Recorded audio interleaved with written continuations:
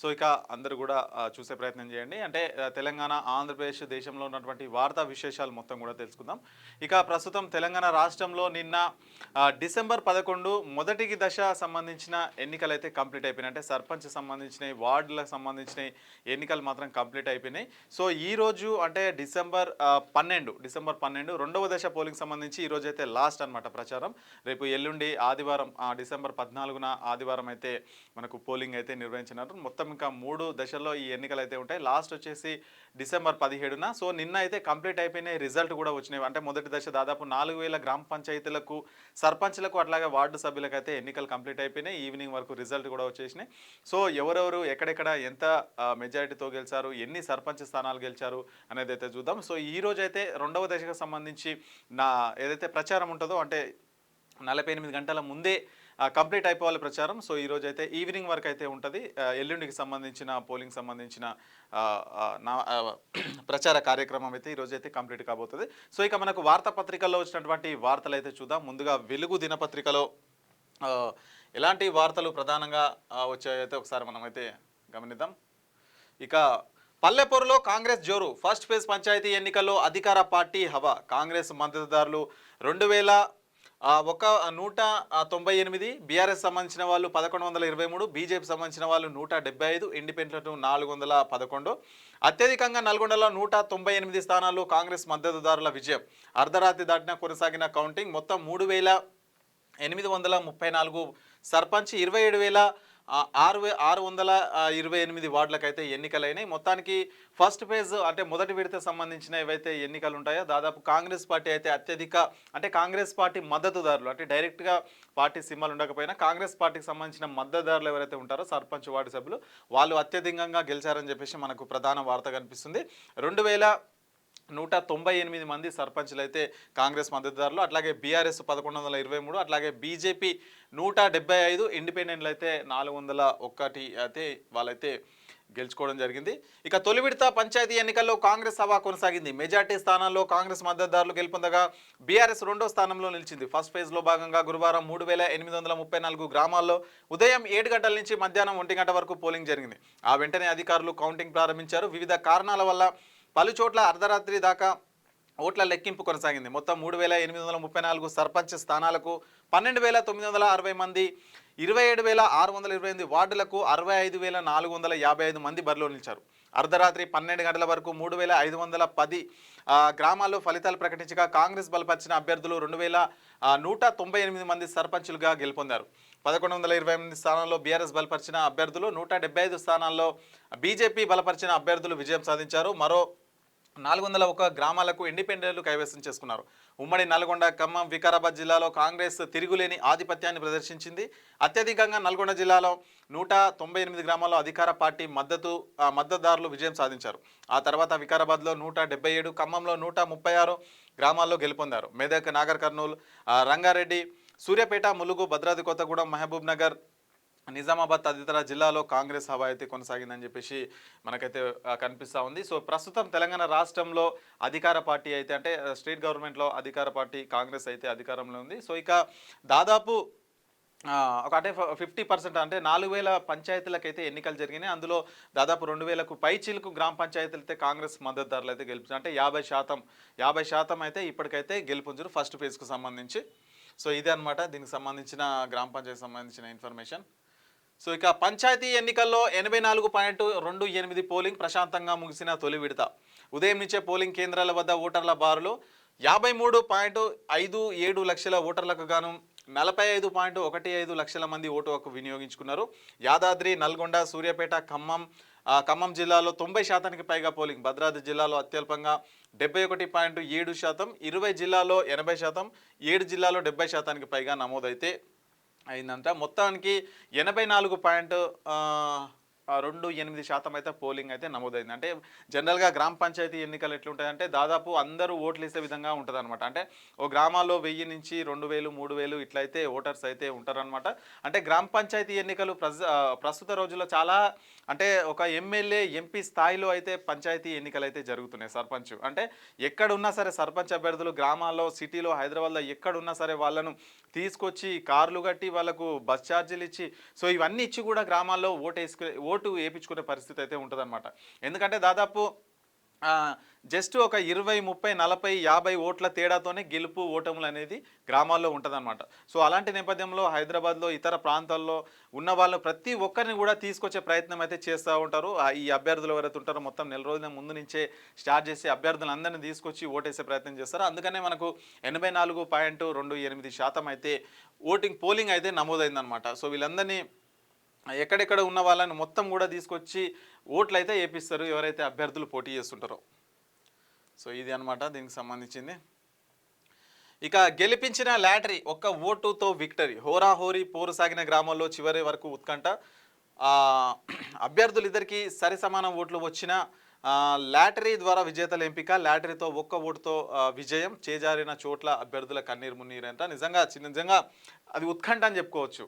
మరి ఒక్కొక్క దగ్గర మొత్తం అంటే ఇద్దరు అభ్యర్థులు ఉంటే షరీ సమానం అంటే 100 ఓట్లు ఉంటే కనుక ఇక్కడ 50 ఇక్కడ 50 సేమ్ ఓట్లు వచ్చిన క్రమంలో ఏం చేస్తారంటే మరి లాటరీ పద్ధతిన ఇద్దరు పేర్లు రాసి లాటరీ తీస్తారు. ఎవరి పేరు అయితే వెళ్తుందో మరి వాళ్ళైతే సర్పంచ్లుగా ఉంటారు. సో నిజంగా అది గెలిచిన వాళ్ళకైతే అదృష్టం అని చెప్పాలి, ఓడిపోయిన వాళ్ళకైతే చాలా బాధాకరం. ఎందుకంటే మరి ఆ బాధ అనేది తట్టుకోలేదన్నమాట. ఎందుకంటే ఆల్రెడీ ఈక్వల్గా వచ్చింది, జస్ట్ ఒక లాటరీ పద్ధతి ద్వారా సర్పంచ్ పదవి కోల్పోయిందని చెప్పేసి ఓడిపోయిన వాళ్ళు బాధపడుతూ ఉంటారు, గెలిచిన వాళ్ళైతే ఆనందంగా బాధపడుతూ ఉంటారు.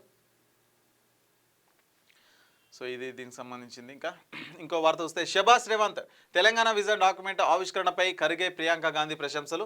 గ్లోబల్ సమిట్ నిర్వహణ రాష్ట్రానికి భారీ పెట్టుబడులపై హర్షం. పార్టీ అగ్రనేతలను ఢిల్లీలో కలిసిన సీఎం రేవంత్ రెడ్డి 13న మెస్సీ ఫుట్బాల్ మ్యాచ్కి రావాలనైతే ఆహ్వానం అయితే ఇచ్చిరంట. మరి ఏదైతే నేను గ్లోబల్ సమ్మిట్ జరిగిందో దానికి సంబంధించిన రేవంత్ రెడ్డి గారు ఢిల్లీ పర్యటన సందర్భంగా అక్కడ కాంగ్రెస్ ముఖ్య నేతలను అయితే కలిశారు. సో దీనికి సంబంధించిన కార్యక్రమం చాలా బాగా జరిగిందని చెప్పేసి రేవంత్ రెడ్డి గారిని అయితే అభినందించిన పరిస్థితి అయితే కనిపిస్తూ ఉంది. So Kharge ASS chief Kharge గారికి అయితే పుష్పగుచ్చం ఇచ్చి కూడా వాళ్ళైతే చేస్తూ ఉన్న పరిస్థితి. ఇక పరిపాలనకు కావాల్సింది విజన్, నేను 80,000 పుస్తకాలు చదవలేదు, తెలంగాణ అభివృద్ధికి కావాల్సిన విజన్ నా దగ్గర ఉంది అని రేవంత్ రెడ్డి అంటున్నారు. అంతరాలు లేని సమాజ నిర్మాణమే నా లక్ష్యం, ఆ దిశలోనే ఇంటిగ్రేటెడ్ స్కూళ్ళ ఏర్పాటు, త్వరలోనే కాకతీయ యూనివర్సిటీకి వెళ్తా, ఢిల్లీ మీడియాతో చిట్ చాట్లో వెల్లడి చేసిరంట. సో రేవంత్ రెడ్డి గారు చెప్తున్నారు నేను 70,000 పుస్తకాలు అయితే ఏం చదవలేదు అని చెప్పేసి కూడా చెప్తున్నాను. తెలంగాణ అభివృద్ధి గురించి నేను మొత్తం తెలంగాణను అయితే మొత్తం చదివినా అని చెప్పిస్తున్నాను. మరి మాట్లాడుతున్న క్రమంలో కేటీఆర్ గురించి నిన్న అంటే నేను గుంటూరులో చదవలేదు, ఇంగ్లీష్ సరిగా రాదని చెప్పేసి కేటీఆర్ను ఉద్దేశించి మాట్లాడారు. సో ఇప్పుడేమో 80,000 పుస్తకాలు నేను చదవలేదని చెప్పేసి కేసీఆర్ గురించి మాట్లాడారు. సో మీ పరిపాలన మీరు చేసుకుంటూ పోవాలి కదా, ఆల్రెడీ వాళ్ళు 10 సంవత్సరాలు అధికారంలో ఉన్నారు, దిగిపోయినారు, ఇంకెందుకు వాళ్ళ గురించి మీరు ఏం చేస్తారో చెప్పాలి. మీరు ఇప్పుడు 2 సంవత్సరాలు ఏం చేశారు, ఇంకా 2 సంవత్సరాల తర్వాత ఏం చేస్తారనే విషయం మాత్రం ప్రజలకు చెప్పాలి. ప్రతిసారి వాళ్ళ ప్రస్థాన అవసరం లేకపోవచ్చు. సో ఇది ఇంకో వార్త చూస్తే సిట్ ముందు లొంగిపోండి, శుక్రవారం ఉదయం 11 గంటలకు వెళ్ళండి, ఫోన్ ట్యాపింగ్ కేసులో ప్రభాకర్ రావుకు సుప్రీంకోర్టు ఆదేశం, వారం రోజులు సిట్ కస్టడీకి అప్పగింత, ఇంటి ఫుడ్ మెడిసిన్స్కు అనుమతి, తదుపరి విచారణ 19కి అయితే వాయిదా. ఫోన్ ట్యాపింగ్ కేసులో A1గా ఉన్న ఇంటెలిజెన్స్ మాజీ chief Prabhakar Rao custodial interrogation supreme court అనుమతిచ్చింది. శుక్రవారం ఉదయం 11 గంటలకు జూబ్లీహిల్స్లో special investigation team officer ACP Venkatagiri ముందు లొంగిపోవాలని ప్రభాకర్ రావును ఆదేశించింది. కస్టడీ టైంలో ప్రభాకర్ రావును ఫిజికల్గా టార్చర్ చేయకుండా ఇంటరాగేషన్ చేయాలని సిట్ ఆదేశాలు ఇచ్చింది. సో ఈ రోజైతే శుక్రవారం ఎవరైతే A1గా ఉన్నారో ప్రభాకర్ రావు, ఫోన్ ట్యాపింగ్ కేసులో A1గా ఉన్నటువంటి ప్రభాకర్ రావును సిట్ ముందు హాజరు కావాలని అయితే సుప్రీంకోర్టు అయితే ఆదేశాలు అయితే ఇచ్చింది. ఈరోజు 11 గంటలకు హాజరు కావాల్సిందిగా చెప్పింది. అదేవిధంగా ఇంటి ఫుడ్ అంటే ఇంటి నుంచి ఫుడ్ తెచ్చుకోవడానికి, అట్లాగే మెడిసిన్స్ ఉంటాయి కదా, మెడిసిన్స్కి అయితే అనుమతి ఇచ్చింది.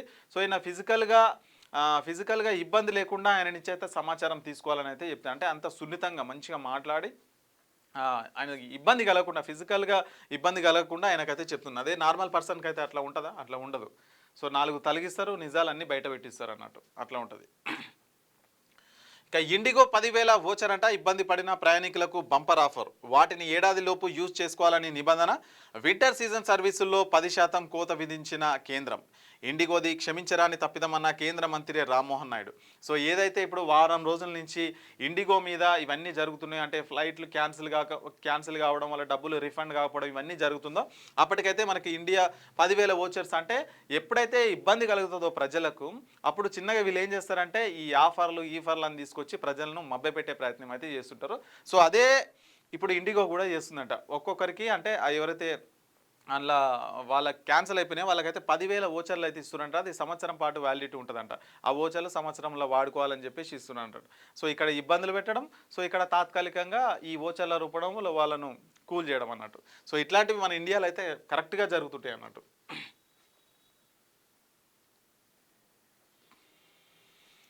సో ఇది ఇక 8 మంది ఎంపీలు ఉండి ఏం చేస్తున్నారు? కాంగ్రెస్ బీజేపీకి తెలంగాణలో బీజేపీకి ఎందుకు ఈ దుస్థితి?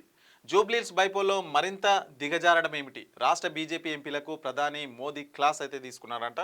ఒడిశా లాంటి చోట గెలిచాం, మరి మీ దగ్గర ఏమైంది? మీకన్నా ఓవైసీ సోషల్ మీడియా టీం యాక్టివ్గా ఉంది. 8 మంది ఎమ్మెల్యేలు ఉన్న ప్రతిపక్ష పాత్ర ఎందుకు పోషిస్తలేరు? మీలో పంచాయతీలు పక్కన పెట్టి ప్రజల్లోకి వెళ్ళండి. రాష్ట్ర అధ్యక్షుడిని లైట్గా తీసుకోవద్దు, నాకు అన్నీ తెలుసు. పార్టీ రూల్స్ను అతిక్రమిస్తే కఠిన చర్యలు తప్పవని హెచ్చరిక. పార్లమెంట్లోని తన ఛాంబర్లో పార్టీ రాష్ట్ర ఎంపీలతో ప్రధాని భేటీ అయ్యారు. ఒడిశా లాంటి చోట కూడా బీజేపీ గెలిచిందని, మరి మీ దగ్గర ఏమైందని తెలంగాణ బీజేపీ ఎంపీలపై ప్రధాని నరేంద్ర మోదీ సీరియస్ అయ్యారు. తెలంగాణలో బీజేపీ కన్నా ఎంఐఎం బలంగా పనిచేస్తుందని, కమలదళం కన్నా Asaduddin Owaisi social media team యాక్టివ్గా ఉందన్నారు. 8 మంది బీజేపీ ఎంపీలు ఉండి ఏం చేస్తున్నారు?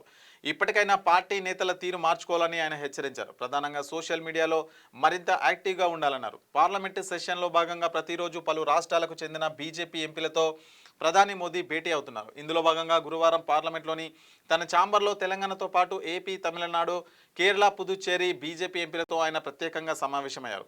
అరగంటకు పైగా సాగిన ఈ సమావేశంలో తెలంగాణ బీజేపీ ఎంపీలకు క్లాస్ తీసుకున్నారు.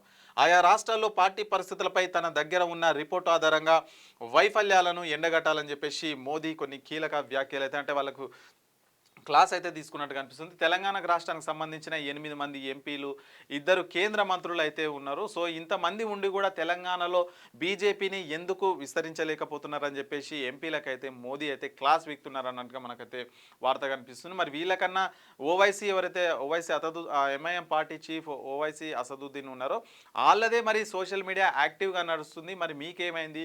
కేంద్రంలో అధికారం ఉంది, 8 మంది ఎంపీలు ఉన్నారు, 2 కేంద్ర మంత్రులు ఉన్నారు. వీరన్నీ కూడా ఏం చేస్తున్నారు? మీలో మీరు పంచాయతీలు పెట్టుకోవడం మానేసి కార్యకర్తలను కానివ్వండి, క్షేత్రస్థాయిలో ఉండి ఏదైతే అధికార పార్టీ ఉంటుందో కాంగ్రెస్ పార్టీ, దాని వైఫల్యాలను ఎండగట్టండి, ప్రజల్లోకి తీసుకెళ్ళండి అని చెప్పేసి కూడా మోదీ గారు అయితే క్లాస్ తీసుకున్నట్లుగా తెలుస్తుంది. మరి రాష్ట్ర అధ్యక్షుని లైట్గా తీసుకోవచ్చు, నాకు అన్నీ తెలుసు, ఏ క్షణానికి ఆ క్షణం నాకు రిపోర్ట్ అయితే అందుతూ ఉంటుంది. మరి మీలో మీరు అంతర్గత కలహాలు మానేసి రాష్ట్రంలో బీజేపీ పార్టీ ఏ విధంగా అధికారంలోకి రావాలని ఉద్దేశంతోనైతే మీరు పనిచేయండి అని చెప్పేసి మోదీ సీరియస్గా క్లాస్ అయితే తీసుకున్నట్లుగా మనకైతే వార్త అయితే కనిపిస్తూ ఉంది. సో ఇంకా ఇంకోటి చూస్తే ఆసిఫాబాద్లో 5 డిగ్రీలు, రాష్ట్ర వ్యాప్తంగా కోల్డ్ వేవ్ తీవ్రమైంది. 4 జిల్లాలు తప్ప మిగతా అన్ని జిల్లాల్లోనూ 5 నుంచి 10 డిగ్రీల మధ్య టెంపరేచర్లు రికార్డ్ అయ్యాయి. ఆసిఫాబాద్ జిల్లా గిన్నెదరిలో 5.4 డిగ్రీల కనిష్ట ఉష్ణోగ్రత నమైంది. మరో 3 రోజులు ఇదే పరిస్థితి ఉంటుందని వెల్లడి చేసిరంట. మరి చలి అయితే చాలా తీవ్రంగా కనిపిస్తూ ఉంది. So ఇండియాపై Mexico 50% టారిఫ్లు. ఇండియాతో పాటు పలు దేశాలపై మెక్సికో 50% టారిఫ్లను విధించింది. ఆ దేశంలో ఫ్రీ ట్రేడ్ ఒప్పందం లేని ఇండియా, చైనాపై ప్రభావం పడనుంది. ఇండియా నుంచి automobiles, car, textiles, furniture, footwear items మెక్సికోకు ఎగుమతి అవుతుంటాయని చెప్పేసి ఇక్కడ ఒక వార్త. ఇక రెండో T20లో ఇండియా ఓటమి. బౌలర్లు, టాప్ ఆర్డర్లు, బ్యాటర్లు తేలిపోవడంతో సౌత్ ఆఫ్రికాతో గురువారం జరిగిన రెండో టీమిండియాలో 51 రన్స్ తేడాతో ఓడింది. సౌత్ ఆఫ్రికా 2 ఓవర్లలో 213 స్కోర్ చేయగా ఇండియా 162 రన్స్కే ఆల్అవుట్ అయిందని చెప్పేసి కూడా ఇక్కడ వార్త. సో ఇక్కడ ఇంకో వార్త చూద్దాం. గోల్డ్ కార్డుకు 9 కోట్లంట, కంపెనీలు కొంటే 18 కోట్లు, అమ్మకాలను ప్రారంభించిన అమెరికా అధ్యక్షుడు ట్రంప్. విదేశీ విద్యార్థులకు ఇది ఒక వరం, ఫారినర్ల నియమించుకునే కంపెనీలకు ప్రయోజనమని వెల్లడి అంట. అమెరికాలో చదువుకుంటున్న విదేశీ విద్యార్థులు గ్రాడ్యుయేషన్ పూర్తయిన తర్వాత ఇకపై తిరిగి సొంత దేశానికి వెళ్లాల్సిన అవసరం లేదని యుఎస్లోనే ఉండేందుకు గోల్డ్ కార్డ్ ప్రోగ్రాం అవకాశం కల్పిస్తుందని ఆ దేశ అధ్యక్షుడు డొనాల్డ్ ట్రంప్ ప్రకటించారు. ఈ వీసా ప్రోగ్రాం ద్వారా అమెరికాలోని టాప్ యూనివర్సిటీలో చదువుకుంటున్న ప్రతిభావంతులైన విదేశీ విద్యార్థులను కంపెనీలు నియమించుకోవచ్చని వెల్లడించారు. గోల్డ్ కార్డ్ కోసం వ్యక్తులు 1 బిలియన్ అంటే దాదాపు 9 కోట్లు, అదే ఉద్యోగులను నియమించుకునేందుకు కంపెనీలు అయితే $2 మిలియన్ల అంటే 18 కోట్లు చెల్లించాల్సి ఉంటుందని చెప్పేసి ట్రంప్ అయితే చెప్తా ఉన్నారు. సో గోల్డ్ కార్డు తీసుకురావాలని అయితే ప్రయత్నం చేస్తున్నారు. అంటే చదువు కోసం వెళ్ళి అక్కడ ఉన్నటువంటి స్టూడెంట్స్ ఎవరైతే ఉంటారో అక్కడే జాబులు చేసుకునే విధంగా వాళ్ళకు ఒక గోల్డ్ కార్డ్ని అయితే జారీ చేయబోతున్నారు. సో దానికైతే 9 కోట్ల ఛార్జ్ అయితే జరుగుతుంది మన ఇండియా కరెన్సీలో. సో కంపెనీలు అయితే అదే ఉద్యోగులను నియమించుకోవాలంటే కంపెనీలకైతే మరి 18 కోట్ల రూపాయల ఖర్చు అయితే అవుతుంది. సో దాన్ని త్వరలో తీసుకురానున్నట్లు ట్రంప్ అయితే వెల్లడిస్తున్నారు. సో ఇవి వెలుగు సంబంధించిన న్యూస్. ఇక ఆంధ్రజ్యోతి సంబంధించిన వార్తలు చూద్దాం. పంచాయతీల్లో పైచేయి అంట. పంచాయతీల్లో కాంగ్రెస్ పైచేయి, అక్కడ చేయి గుర్తు అయితే కనిపిస్తుంది, కాంగ్రెస్ పార్టీ పైచేయి అని చెప్పేసి దాని అర్థం. తొలి దఫా పంచాయతీలో 84.28% పోలింగ్, అత్యధికంగా వరంగల్, అత్యల్పంగా భద్రాద్రి జిల్లాలో నమోదు. ఓటు వేసిన 45,15,141 మంది, 4,236 పంచాయతీల్లో 395 ఏకగ్రీవం. వెబ్ కాస్టింగ్తో పర్యవేక్షించిన ఎస్ఈసి రాణి కుమిదిని, డీజీపీ శివధర్ రెడ్డి. ప్రభుత్వంపై ప్రజల విశ్వాసానికి నిదర్శనం ఈ విజయం అని చెప్పేసి పంచాయతీ ఎన్నికలపై మహేష్ కుమార్ గౌడ్ కొన్ని కీలక వ్యాఖ్యలు అయితే చేశారు. సో పంచాయతీకి సంబంధించి 50% పైగా కాంగ్రెస్ పార్టీ మద్దతుదారులు సర్పంచ్గా గెలుపొందారు. సో మొత్తం 84.28% పోలింగ్ అయితే జరిగింది. సో మరి ప్రభుత్వాల విశ్వాసం అయితే ఉంది. మరి మా 2.5 ప్రభుత్వం పరిపాలన ఏదైతే ఉందో అది అంత కరెక్ట్గా ఉంది. సో అందుకనే ప్రజల మద్దతు మాకుందని చెప్పేసి పిసిసి ప్రెసిడెంట్ మహేష్ కుమార్ గౌడ్ అయితే చెప్తున్నారు. సో ఇక్కడ ఇంకో వార్త చూస్తే 2,000 కోట్ల భూదందా అంట. సీలింగ్ భూమిలో బీఆర్ఎస్ ఎమ్మెల్యే భారీ కుంభకోణం. ఓఆర్ఆర్ పొడుగున 100 ఎకరాల సొంతం. దుండిగల్ గౌడవల్లి మధ్య విల్లాలకు రంగం సిద్ధం. 40 ఎకరాల ప్రభుత్వ భూమి, 60 ఎకరాల సీలింగ్. గత ప్రభుత్వంలో మొదలు, ఈ సర్కారులో సహకారం. 22A నుంచి తొలగించి రిజిస్ట్రేషన్లకు అనుమతి. సుమోటోగా అనుకూల నిర్ణయం తీసుకున్న సిసిఎల్ఏ. పేఫాను ఉల్లంఘించిన ఖాతారు చేయని రెవెన్యూ. 2 వారాల్లో 4 వారాల్లో రిజిస్ట్రేషన్లు. ఎమ్మెల్యే కుమారుడి కంపెనీల కోసం చట్టాలు అయితే గాలికి అయితే వదిలేసినారంట. రాష్ట్రంలో ప్రభుత్వాలు మారిన కొన్ని ఫైళ్లు ఆగవు. గత ప్రభుత్వంలో జరిగిన అడ్డగోలు వ్యవహారాలకు నయా జమానాలోను స్పీడ్ బ్రేకర్లు ఉండవు. ఓ బీఆర్ఎస్ ఎమ్మెల్యే కుమారుడు డైరెక్ట్గా ఉన్న రియల్ ఎస్టేట్ కంపెనీ విషయంలో ఇదే జరిగింది.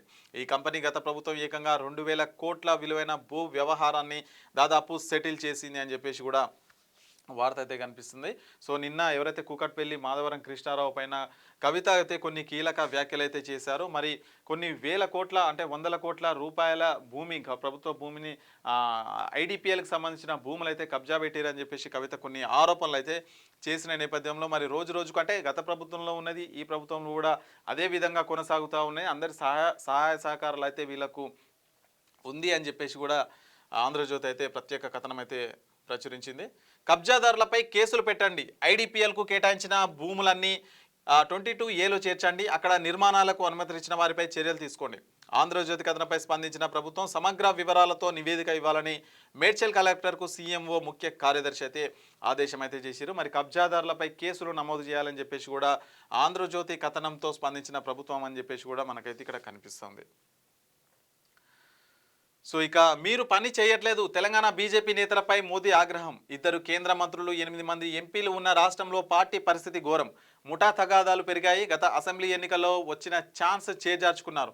మన సోషల్ మీడియా కంటే అసదుద్దీన్ ఓవైసీ మీ సోషల్ మీడియా బలంగా ఉంది, కనీసం ఆయనను చూసైనా నేర్చుకోండి. తెలంగాణ బీజేపీ ఎంపీలకు మోదీ క్లాస్. మీకు స్టైల్ ఎక్కువ, పని తక్కువ అంటూ ఓ ఎంపీపై ఆగ్రహం. మీరు ఢిల్లీలో ఉండేది తక్కువ, హైదరాబాద్లో ఉండేది ఎక్కువ, అయినా పార్టీ బలంగా లేదు అని కేంద్ర మంత్రులపై ధ్వజం. వచ్చే ఎన్నికల్లో అధికారంలో వచ్చేందుకు కృషి చేయాలని పిలుపు. ఏపీలో చంద్రబాబు నేతృత్వంలోని కూటమి సర్కారుపై సంతృప్తి. జగన్ విమర్శలను తిప్పికొట్టాలని ఏపీ బీజేపీ ఎంపీలకు అయితే సూచన అయితే చేసిందంట. మరి తెలంగాణలో బీజేపీ పరిస్థితి మంచిగా లేదు. ఇద్దరు కేంద్ర మంత్రులు ఉన్న 8 మంది ఎంపీలు ఉన్న పరిస్థితి మాత్రం లేదు. మరి మీరు అసదుద్దీన్ ఓవైసీని చూసి అయితే నేర్చుకోవాలని చెప్పేసి అయితే మోదీ గారు అయితే క్లాస్ అయితే తీసుకుంటున్నారు. మరి ఆంధ్రప్రదేశ్ సంబంధించి కూటమి ప్రభుత్వం ఏదైతే ఉందో అదైతే సంతృప్తిగా ఉందని చెప్పేసి అయితే మోదీ గారు చెప్తున్నారు. సంతృప్తిగానే ఉంటుంది, ఎందుకంటే అక్కడ కేంద్రంలో మద్దతు ఉంది కాబట్టి. సంతృప్తి లేకపోతే అక్కడి నుంచి విరమించుకుంటే ప్రభుత్వం పడిపోతుంది కాబట్టి సంతృప్తి ఉందనే చెప్తారనమాట. అక్కడ బీహార్ నితీష్ కుమార్, ఇక్కడ చంద్రబాబు నాయుడు గారు. అట్లా ట్రంప్తో ప్రధాని మోదీ సంభాషణ, ద్వైపాక్షిక బంధం పురోగతిపై సమీక్ష, భారత్ అమెరికా కాంపాక్ట్ అమలుపై చర్చ, స్నేహపూర్వకంగా సంభాషణ జరిగిందని ప్రధాని వెల్లడి. అమెరికా రాజకీయాల్లో మోదీ పుతిన్ సెల్ఫీ కలకలం, చేజేతుల భారత్కు రష్యాకు దగ్గర చేసుకుంటున్నారు. ఇలా అయితే మీకు నోబెల్ రాదు, ట్రంప్పై ఓ చట్ట సభ్యురాలు అయితే వ్యాఖ్య చేసిరంట. సో ట్రంప్ ప్రధాని మోదీతో అయితే ఫోన్లో మాట్లాడారు. సో రెండు దేశాలకు సంబంధించిన ద్వైపాక్షిక ఒప్పందాలు ఏవైతే ఉంటాయో వాటి గురించి చర్చ జరిగిందని చెప్పేసి కూడా వార్త. ఇక బ్రిటన్ హౌస్ ఆఫ్ లార్డ్స్లో తెలంగాణ బిడ్డ నామినేటెడ్ అయిన ఉదయ్ నాగరాజు ఈ సభకు ఎంపికైన తొలి తెలుగు వ్యక్తి. స్వస్థలం సిద్దిపేట జిల్లా శనిగరం. కంప్యూటర్ సైన్స్, పాలనా శాస్త్రంలో మాస్టర్స్. మనిషి నియంత్రణలోనే ఏఐ, ఆ దిశగా కృషి. మానసిక వ్యధపైన అంతర్జాతీయ స్థాయిలో అవగాహన తేవడమే లక్ష్యం. ఆంధ్రజ్యోతికి ఉదయ్ ప్రత్యేక ఇంటర్వ్యూ ఇచ్చారంట. మరి బ్రిటన్ హౌస్ ఆఫ్ లాలో తెలంగాణ బిడ్డ అయితే నామినేట్ అయ్యారంట. ఇక రష్యా నుంచి పైకి చమురు దిగుమతులు. అమెరికా ఆంక్షలను లెక్క చేయని భారత్ ఈ నెలలో రోజుకు సగటున 18.5 లక్షల barrel.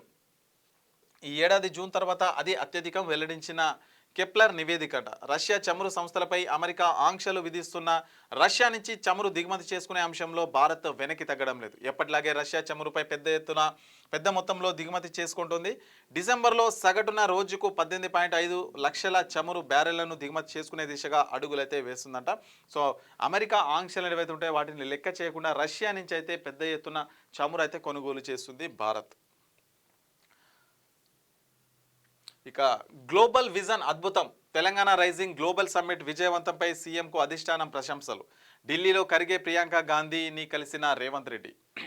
Telangana rising global summit vision అద్భుతంగా ఉందంటూ ముఖ్యమంత్రి రేవంత్ రెడ్డిని కాంగ్రెస్ అధిష్టానం అభినందించింది. బుధవారం సాయంత్రం న్యూఢిల్లీ వెళ్లిన CM Revanth AICC chief Mallikarjuna Kharge, AICC ప్రధాన కార్యదర్శి ప్రియాంక గాంధీని వారి నివాసాల్లో గురువారం స్వయంగా అయితే కలిసిరంట. మరి గ్లోబల్ సమ్మిట్ ఏదైతే ఉందో అదైతే అద్భుతంగా జరిగిందని చెప్పేసి కాంగ్రెస్ పెద్దలు ఎవరైతే ఉంటారో సీఎం రేవంత్ రెడ్డిని అయితే అభినందించారు.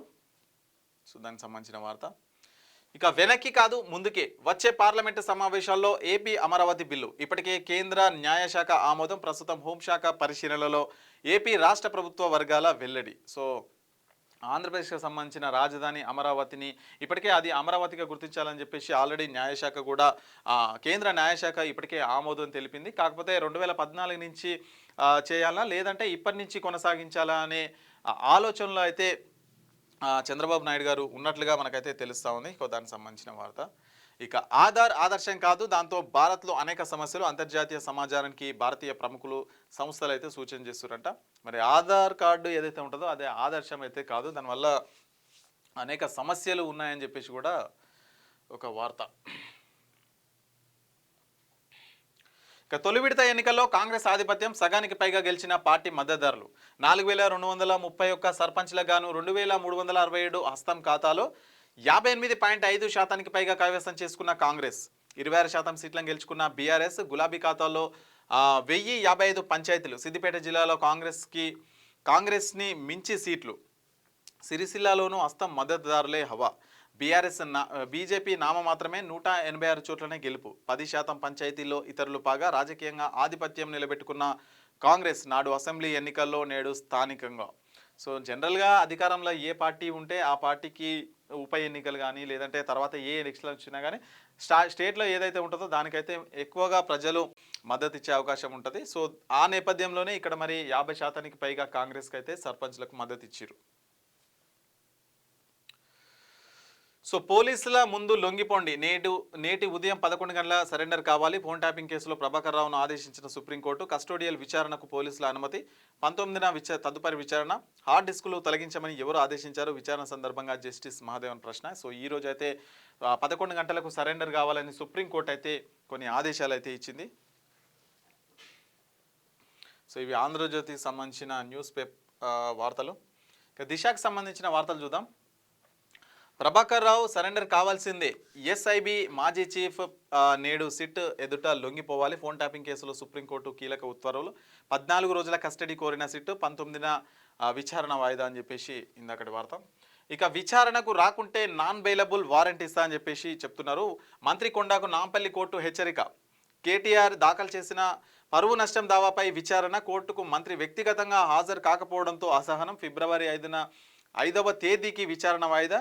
అవన్నీ తప్పుడు కథనాలని చెప్పేసి మంత్రి కొండా సురేఖ చెప్తున్నారు. సో ఏవైతే కేటీఆర్ పైన చేసిన వ్యాఖ్యలు గనతన పరువు నష్టం దావా వేసిన సందర్భంలో మరి పలుమార్లు పిలిచినప్పటికీ కొండా సురేఖ గారు అయితే వ్యక్తిగతంగా హాజరు కాలేని సందర్భంలో మరి నాంపల్లి కోర్టు అయితే ఒక కీలక వ్యాఖ్య అయితే చేసింది. మరి హాజరు కాని క్రమంలో నాన్ బెయిలబుల్ వారెంట్ కూడా జారీ చేస్తామని చెప్పింది. ఫిబ్రవరి 5వ తేదీకి అయితే విచారణ అయితే వాయిదా వేసినట్లుగా తెలుస్తూ ఉంది. ఇక వెండి 2.0 లక్షలంటే కొత్త గరిష్టాలకు చేరిన ధరలు. పసిడిపై 4,400 పెరుగుదల, రికార్డు పతనానికి రూపాయి. తొలిసారి 90.46కు చేరిన రూపాయి విలువ. రంగంలోకి దిగిన ఆర్బీఐ అంట. మరి వెండి అయితే మరి 2 లక్షలు అయితే క్రాస్ అయిపోయింది. అంటే కిలో వెండి 2 లక్షల రూపాయలకైతే క్రాస్ అయిపోయింది. ఇక ప్రతిపక్ష పాత్ర పోషించండి, తెలంగాణలో ఎందుకు ఎదగలేకపోతున్నారు? 8 మంది ఎంపీలున్న ఫలితం లేదా? ఇకనైనా విభేదాలు వీడి పనిచేయండి, సోషల్ మీడియాలో యాక్టివ్గా ఉండాలి. బీజేపీ ఎంపీలకు ప్రధాని మోదీ క్లాస్ అయితే తీసుకున్నారు. ఓవైసీని చూసి నేర్చుకోండి అని చెప్పేసి కూడా క్లాస్ అయితే తీసుకున్నారు. సో ప్రతి న్యూస్ పేపర్లో ఇది హైలైట్ అయితే ఉంది.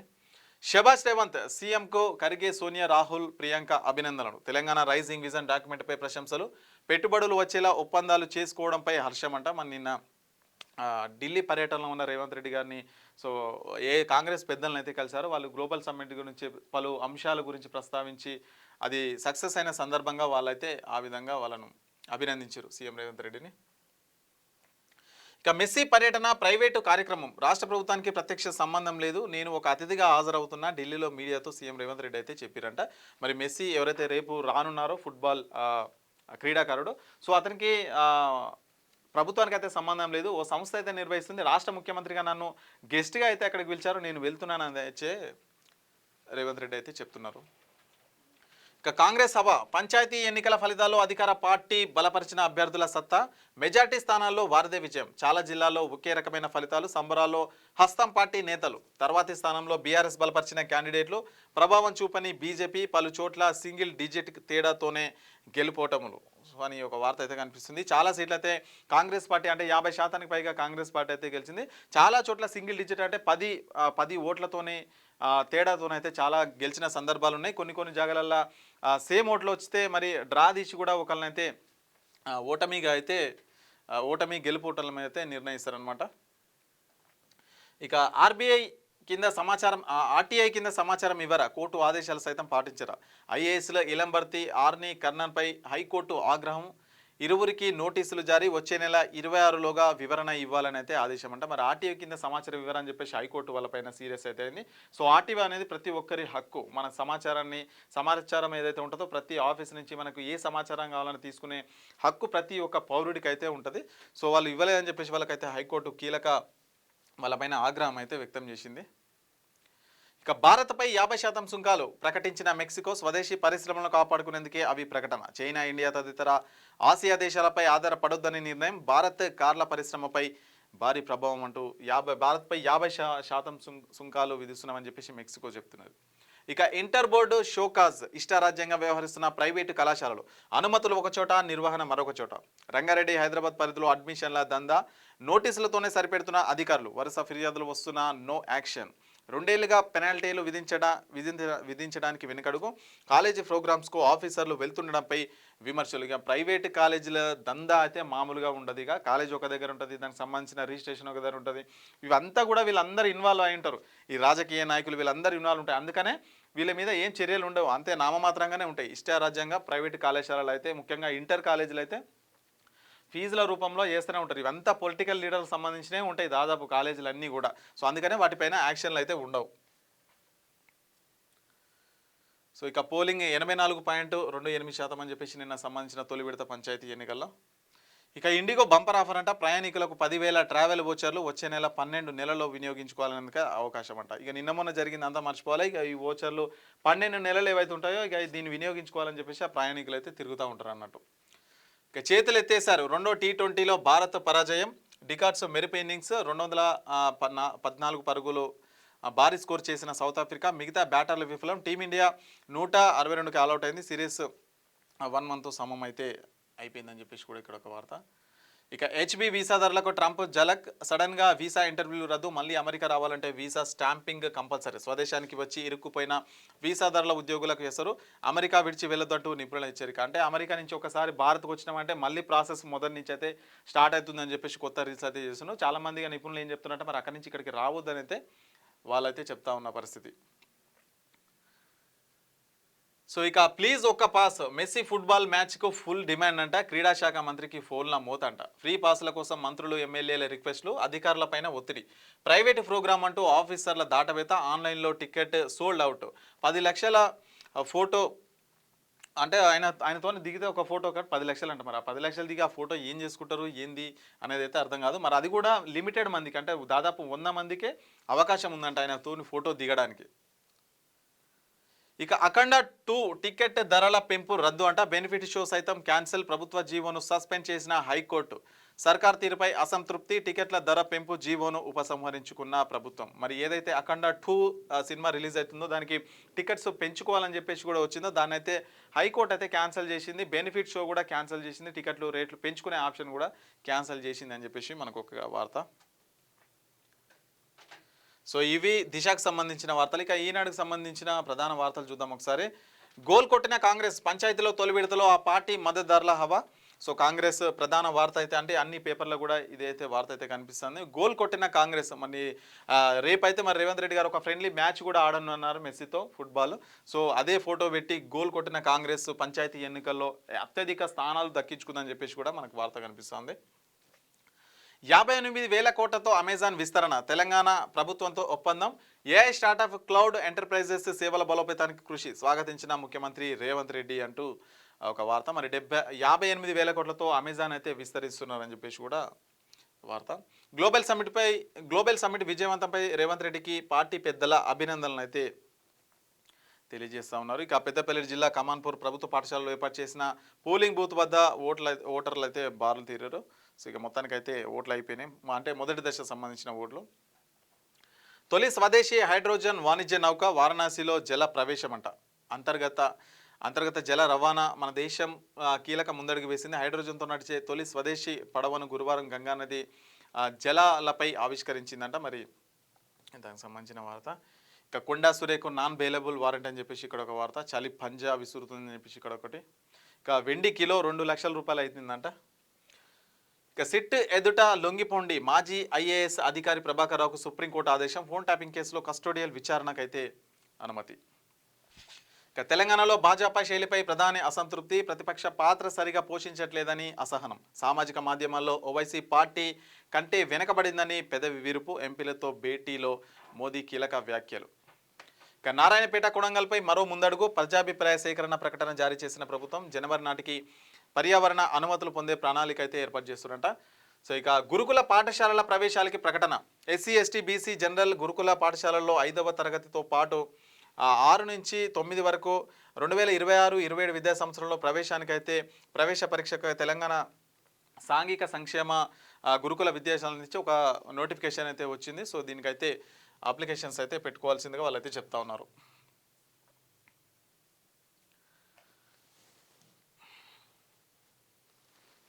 సో ఇవి మార్నింగ్ న్యూస్లోని ప్రధాన వార్తలు, తెలంగాణ అట్లాగే ఆంధ్రప్రదేశ్ సంబంధించిన వార్తలు. సో రోజు కూడా ప్రతిరోజు శనార్థి తెలంగాణ ఛానల్లో అయితే మనకు 8 గంటల నుంచి 9 గంటల వరకు అయితే మనకు లైవ్ షో అయితే నడుస్తూ ఉంటుంది. దేశంలో ఉన్నటువంటి రాష్ట్ర రాజకీయాలు అన్ని ప్రతి ఒక్క ఇన్ఫర్మేషన్ కూడా ఈ లైవ్లో అయితే చెప్తారు.